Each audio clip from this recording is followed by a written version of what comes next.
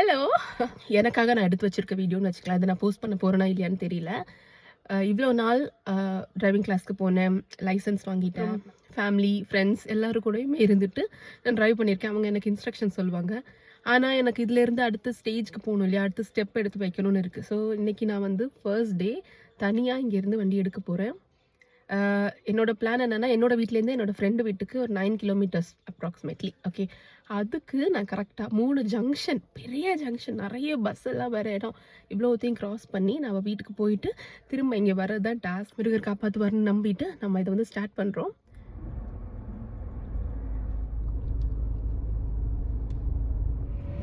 Hello, நான் வந்து அங்கே இருக்கிற மாதிரி தெரியும், ஆனால் நான் ஃபுல்லாக நான் நினச்ச இடத்துக்கு, எனக்கு கேமரா கூட கரெக்டாக ஆங்கிள் செட் பண்ண தெரியல.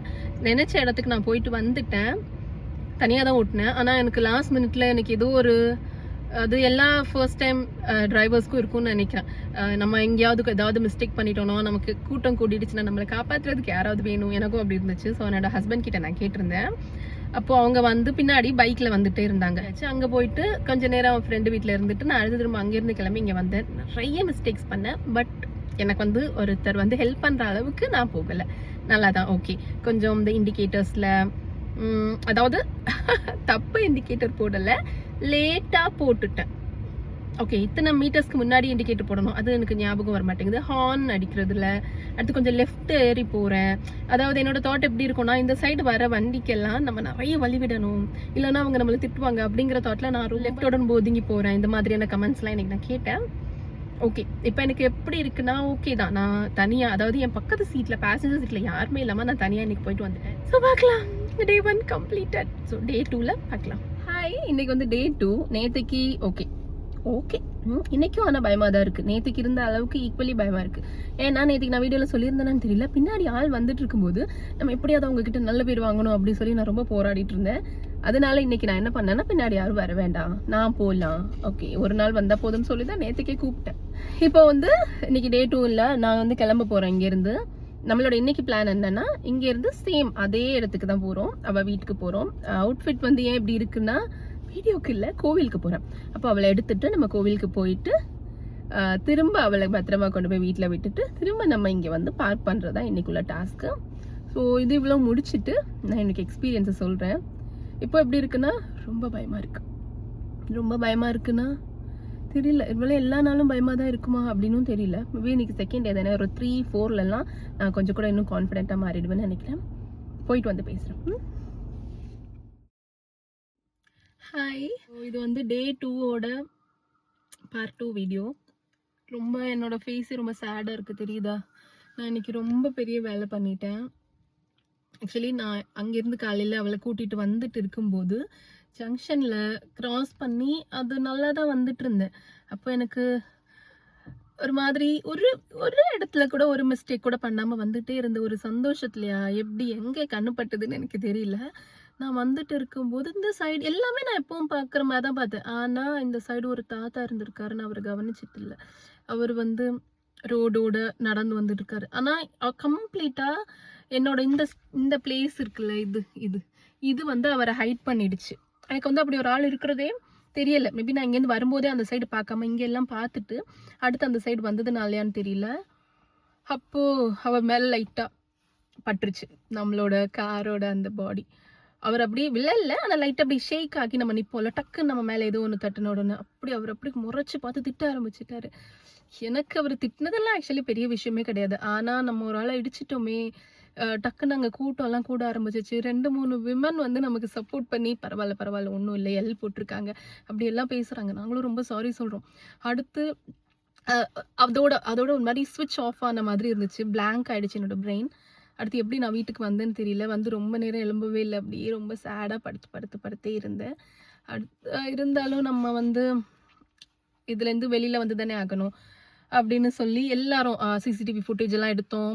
எல்லாம் பார்த்து அவர் அதுக்கப்புறமா நடந்து போனது, அங்கே அதுக்கப்புறம் யாரும் க்ரௌட் இல்லாதது எல்லாமே நான் கவனித்தேன். அவரை நடந்து போனார், நல்லா தான்.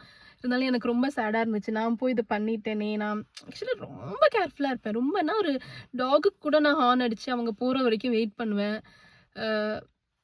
தெரியல எப்படி நான் அந்த தப்பு பண்ணேன்னு எனக்கு தெரியல. இன்னும் என்னால் அதுலேருந்து மன்னிக்க முடியல.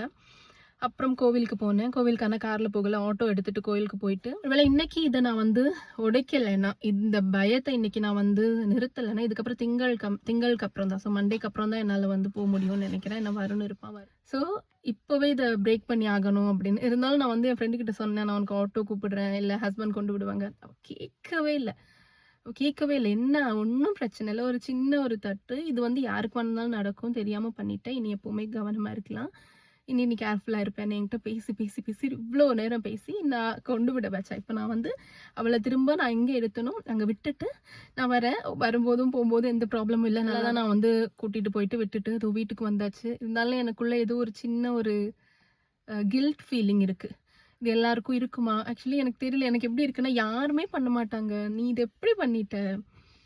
ஒரு ஆள் மேலே வந்து நம்ம ஒரு முழு ஆள் இருக்கிறது கூட பார்க்க மாட்டேங்கிறேன். எங்கே நான் பார்த்துட்டு இருந்தேன், எனக்கு எதுவுமே தெரியல. எனக்கு ரொம்ப சோகமாக இருக்குது. நான் இதை கண்டினியூ பண்ணுவேனான்னு தெரியல. எனக்கு நிறைய நம்ம செல்ஃப் டவுட்ஸ் வர ஆரம்பிச்சிரும்ல. ஸோ எனக்கு அதெல்லாம் ஸ்டார்ட் ஆகிடுச்சு.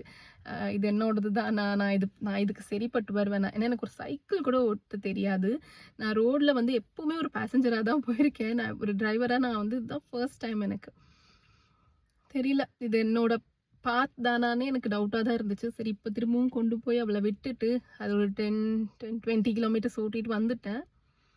பார்ப்போம், இனி 2 days இருக்குது. இந்த கேப்பில் என்ன வேணுனாலும் மாறலாம். ஒரு வேளை 10 days வீடியோ போடணும்னு நினச்சேன், என்னால் போட முடியாமல் கூட போகலாம். பார்ப்போம். ஹாய், இன்னைக்கு வந்து டே 3 போல் நான் வந்து பிஃபோர் ஆஃப்டர் எல்லாம் எடுக்கலை. ஆல்ரெடி நான் வந்து 2 நாள் பிரேக்கு அப்புறமா வண்டி எடுக்கும்போது எனக்கு ரொம்ப பதட்டமாக இருந்தது. என்கிட்ட ஒன்றும் பிளான் எல்லாம் பெர்ஃபெக்டாக இல்லை. நான் என்ன நினைச்சேன்னா, நித்ரோல ஜங்ஷனுக்கு போகிறோம், இல்லை எந்த சைடு ரோடு காலியாக இருக்கோ அந்த ஸ்ட்ரைட்டான ரோடு தான் வந்து காலியாக இருந்துச்சு. நான் அடுத்து ஸ்ட்ரைட் எடுத்து தங்கச்சி வீட்டோட அந்த ஒரு கட்டு இருக்குது, அதுக்குள்ளாடி போயிட்டீங்கன்னா ஒரு வழி பாதை, ஒரு வண்டி தான் போக முடியும் ஒரு டைமில். மேபி நல்ல வண்டி ஓட்டுறவங்க 2 வண்டி கூட போகலாம். உங்களுக்கு புரியுதா? கரெக்டாக டச் பண்ணாமல் இப்படி ஸ்ட்ரைட் 2 வண்டியில அழகாக அப்படி இப்படி எடுத்துகிட்டு போகிறாங்கல்ல, அவங்க 2 வண்டி போகலாம். எனக்கு ஒரு வண்டி தான் என்ன பொறுத்த வரைக்கும். ஸ்லோவாக தான் போனேன், ஏன்னா நிறைய டேர்ன் ஆகிட்டே இருந்துச்சு. அந்த டேர்ன்ஸ் எல்லாம் தாண்டி ஸ்மூத்தாக வீட்டுக்கு போயிட்டேன், ஒரு ப்ராப்ளம் இல்லை. அடுத்து அங்கேருந்து இறங்கணும். ஸோ இவங்க வீட்டில் இருந்து ஒரு தேரி மாதிரி இருக்குது, அந்த தேரியில் நம்ம ஏறி இந்த ஒரு பாலத்திலோடு வரணும். அப்போது என் தங்கச்சியோட மாமனார் வந்து சொன்னாங்க, அந்த இடத்துல நீ பார்த்து கட் பண்ணலாம், இல்லை அந்த இடம் உனக்கு தட்டுறதுக்கு சான்ஸ் இருக்குன்னு. நானும் சரி அப்படின்னு சொல்லிட்டு தான் போனேன். ஆனால் அவங்க சொன்னது மாதிரி சூப்பராக நான் அந்த இடத்துல தட்டிட்டேன். ஒரு சின்ன ஒரு பெண்ட் வந்துருச்சு.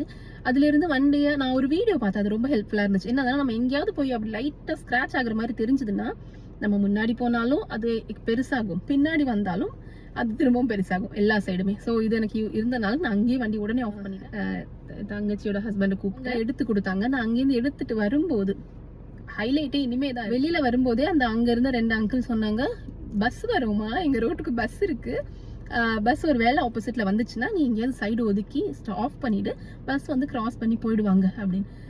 ஓகே அப்படின்னு சொல்லிட்டு கொஞ்சம் தூரம் தான் ஃப்ரண்ட்ல வந்திருப்பேன். பஸ் பெரிய பஸ்னா ஓகே, பஸ் நார்மல் சைஸ் தான், எனக்கு அது ரொம்ப பெருசா தெரியுது. அந்த பஸ் வந்து ஃபுல்லா அங்க நிக்குது. எனக்கு அதுலேருந்து என்ன பண்ணுறதுன்னு தெரியல. எனக்கு இடமே இல்லை, ஃபுல் ரோடுமே ஒரு பஸ் கவர் பண்ண மாதிரி இருக்குது. நான் அப்படியே நிற்கிறேன் அமைதியாக. அப்போ டிரைவர் ஏதோ சொல்கிறாரு, எனக்கு வந்து புரியலை என்ன சொல்கிறாங்கன்னு. அந்த கண்டக்டர் கீழே இறங்கி வந்து ரொம்ப நல்ல ஆள் 2 பேருமே. நான் எக்ஸ்பெக்ட் பண்ணவே இல்லை இவ்வளோ ஹெல்ப்ஃபுல்லாக இருப்பாங்க அப்படின்னு. நான் எப்பவுமே நினைச்சிருக்கேன், விமன் ரொம்ப சப்போர்ட் பண்ணுவாங்க, ரொம்ப ஹெல்ப்ஃபுல்லாக இருப்பாங்க. ஆனால் மென் இவ்வளோ நல்லா இருக்காங்க, சூப்பராக இருக்காங்க. இறங்கி வந்துட்டு நான் பயப்பட்டது அவங்களுக்கு தெரிஞ்சிருச்சு. நீ பயப்படாதம்மா, ஒன்றும் இல்லை, நான் உனக்கு சொல்கிறேன், நீ ரிவர்ஸ் எடுக்க வேண்டாம், நான் சொல்கிற மாதிரி நீ ஓட்டினா போதும்னு சொல்லிட்டு ஒரு வேலை இருக்குது. அந்த வேலையில கொஞ்சம் ஸ்பேஸ் இருக்குது. அந்த ஸ்பேஸில் அவர் என்ன வண்டி இறக்கி வச்சுட்டு அவங்க வண்டி, அதாவது பெரிய கவர்மெண்ட் பஸ்ஸுக்கு போகிறதுக்கு வழி இருக்குது. மேபி லாஸ்ட் ஸ்டாப் தான் அது, அதனால ஆளு கம்மியாக இருக்காங்க, 1-2 பேர் தான் இருந்தாங்க.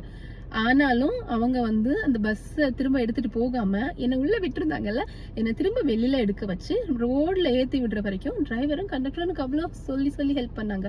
அப்புறம் சொல்றாங்க, நாங்களும் இப்படி எல்லாம் தான் படித்தோம், நீ பயப்படாத, இது ரொம்ப ஈஸி தான் அப்படின்னா மோட்டிவேட் பண்ணாங்க. நமக்கு மோட்டிவேஷன் எங்கே இருந்தெல்லாம் கிடைக்குதுன்னு பாருங்க. ஸோ அது முடிச்சுட்டு ஏறி வந்துட்டு இருந்து மெயினுக்கு திரும்ப அந்த பஸ் வந்து அங்கே போயிட்டு டேர்ன் பண்ணி அடுத்த பேசஞ்சர்ஸ் எல்லாம் எடுத்துட்டு வர போறாங்க. அவங்க வர்றதுக்குள்ள நான் இந்த ரோட கிராஸ் பண்ணிடணும், இந்த மெயின் ரோடுக்குள்ள வந்துடணுங்கிறது என்னோட இதாக இருந்துச்சு. ஸோ கொஞ்சம் இவ்வளோ நாளை விட கொஞ்சம் ஸ்பீடாக போனேன். டெவலப்மெண்ட் இருக்கான்னு கேட்டால் டெவலப்மெண்ட் இருக்கு, கொஞ்சம் ஃபாஸ்ட்டாக போயிட்டே வந்துட்டு இருக்கும்போது எலெக்ஷன் ஸ்குவாட் வேறு பிடிச்சிட்டாங்க. ஆனால் அவங்க என்கிட்ட தான் ஒன்றுமே இல்லையே, இதெல்லாம் செக் பண்ணிவிட்டு டீட்டெயில்ஸ் எல்லாம் வாங்கிட்டு எதுக்கு வந்தேன்னு கேட்கும்போது நான் சொன்னேன், இந்த மாதிரி எனக்கு டிரைவிங் ப்ராக்டிஸ்க்கு வந்தேன் இந்த ரோட்லையா அப்படின்னு கேட்டுட்டு சிரிச்சுட்டு திரும்ப நான் அங்கேருந்து கிளம்பி வீடு வந்து சேர்ந்துட்டேன் சூப்பராக. ஸோ டே 3 நல்லா தான் இருக்குது. டே 2 வந்து நான் ரொம்ப அழுது அப்படி ஒரு பெரிய ட்ராமாவாக இருந்துச்சு. அந்த இதுக்கு வந்து நான் இதெல்லாம் பண்ணுவேன்னு நினைக்கவே இல்லை. ஆனால் டே 3 வந்து ரொம்ப நல்லா இருக்கு. வண்டி ஒரு வேளை இடிச்சாலும் சின்ன சின்ன மிஸ்டேக்ஸ் நான் பண்ணாலும் நான் ரொம்ப ஹாப்பியாக இருக்கேன். நம்மளை சுற்றி ரொம்ப நல்லவங்க இருக்காங்க, ரொம்ப ஹெல்ப்ஃபுல்லான பீப்புள் இருக்காங்கன்னு நினைக்கும் போதே எனக்கு ரொம்ப சந்தோஷமா இருந்துச்சு. டே 3 ஸோ நான் வந்து இந்த அளவுக்கு இது பண்ணுவேன்னு கூட நினைக்கல. அதனால தான் நான் போகிறதுக்கு முன்னாடி வீடியோ எதுவுமே எடுக்கலை. எப்போ ஏதாவது பேசுவோமே அந்த மாதிரிலாம் கூட நான் பேசலாம், போயிட்டு வந்து பேசலாம், நம்ம என்ன பண்றோம்னு பார்த்துட்டு பேசலாம், அந்த மாதிரி இருந்துச்சு. நிறைய பேர் ரொம்ப சப்போர்ட்டிவா இருக்கீங்க இந்த வீடியோஸ்க்கு, டிஎம் எல்லாம் பண்றீங்க, நல்லா இருக்குன்னு ரொம்ப ரொம்ப தேங்க்யூ. அவ்வளோதான். ஓகே, நீ டே 3 முடிஞ்சிச்சு, நம்ம டே 4ல பார்க்கலாம்.